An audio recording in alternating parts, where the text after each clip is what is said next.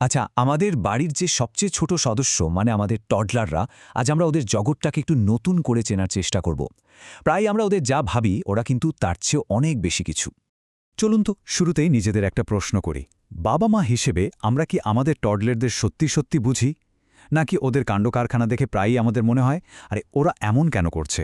চলুন এই প্রশ্নটা দিয়েই আজকের আলোচনাটা শুরু করা যাক। হ্যাঁ, এটা ঠিক যে টডলারদের সামলানো মাঝে মাঝে বেশ কঠিন হয়ে যায়। ওরা খুব ইমোশনাল হয়, সবসময় কথাও শুনতে চায় না। কিন্তু গল্পটা কি শুধু এটুকুই, নাকি এই ছোটাছুটি কান্নাকাটির আড়ালেও ওদের এমন কিছু অসাধারণ দিক আছে যা আমরা হয়তো খেয়ালই করি না? দেখুন, আমাদের চোখে ওরা হয়তো একটু জেদি, একটু বেশি ইমোশনাল, কিন্তু আসল সত্যিটা কি জানেন? ওরা পুরোপুরি বর্তমানে বাঁচে। ওরা যা যা করতে পারে তা দেখলে আমরা অবাক হয়ে যাই, আর ওদের মনটা হয় একদম সহজ সরল। চলুন আজ ওদের এই অন্য দিকটাকেই একটু কাছ থেকে দেখি। টডলারদের সবচেয়ে বড় গুণগুলোর একটা হলো ওরা সবসময় এই মুহূর্তটাতে বাঁচে। মানে কি হয়ে গেছে বা কি হবে তা নিয়ে ওদের কোনো মাথা ব্যথাই নেই। যা হচ্ছে ঠিক এখন সেটাই ওদের কাছে সব।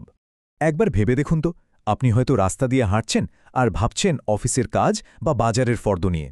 ঠিক তখনই আপনার ছোট্ট সোনাটা হয়তো রাস্তার একটা ফাটল দিয়ে গজানো ছোট্ট একটা ঘাসফুল দেখে কি যে খুশি হয়ে গেল।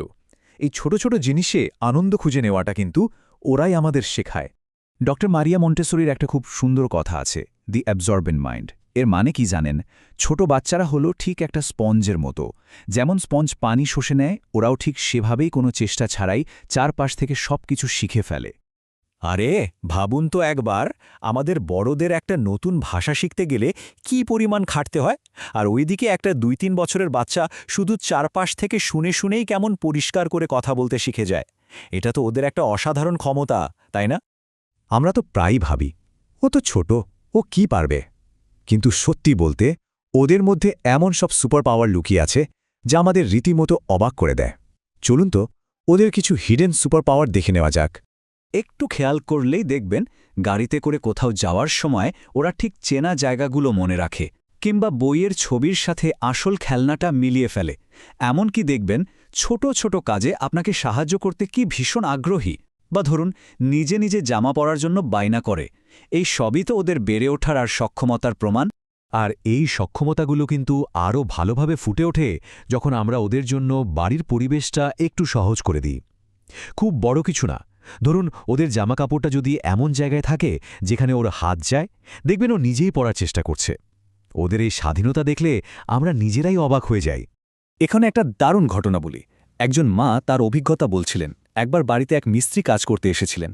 তিনি তো অবাক, দেখলেন মায়ের ২ বছরেরও কম বয়সী মেয়েটা নিজে নিজে তার জামা বদলে ভেজা কাপড়টা ঠিক জায়গায় রেখে আবার খেলতে চলে গেল।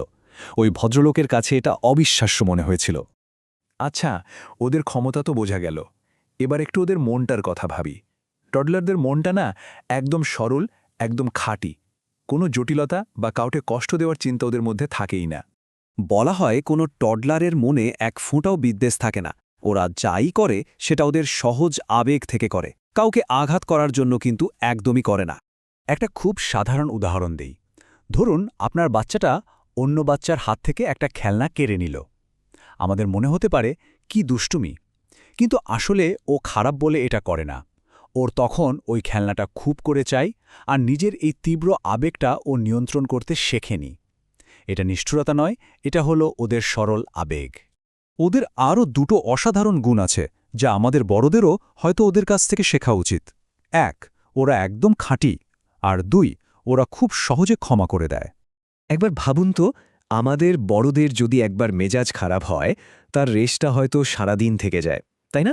কিন্তু একটা টডলারকে দেখুন, তুমুল কান্নাকাটি করল, কিন্তু তার কিছুক্ষণ পরই সব ভুলে গিয়ে খিলখিল করে হেসে উঠল। ওরা মনে রাগ জমিয়ে রাখে না।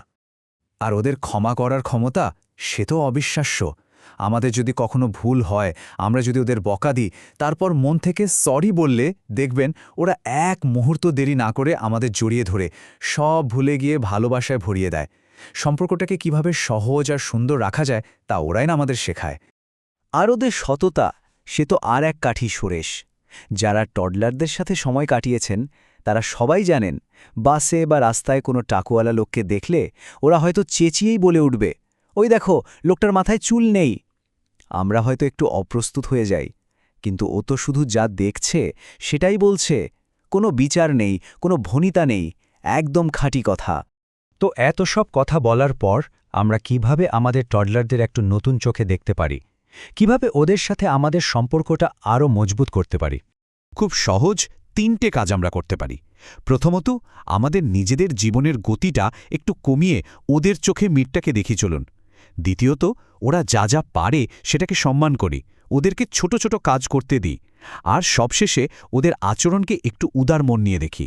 এটা বোঝার চেষ্টা করি যে ওর কোনো কাজের পেছনেই খারাপ উদ্দেশ্য থাকে না। শেষ কথা এটাই, টডলাররা কিন্তু শুধু আমাদের সন্তান নয়, ওরা আমাদের শিক্ষকও।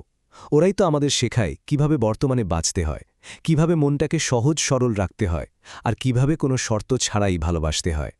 চলুন ওদের বেড়ে ওঠার এই অসাধারণ সময়টা আমরা সবাই মিলে আরও মন দিয়ে